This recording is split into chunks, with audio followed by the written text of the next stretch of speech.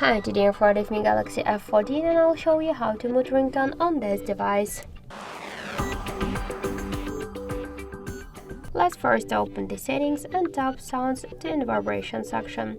Click the volume section and to mute ringtone we should mute ringtone volume panel.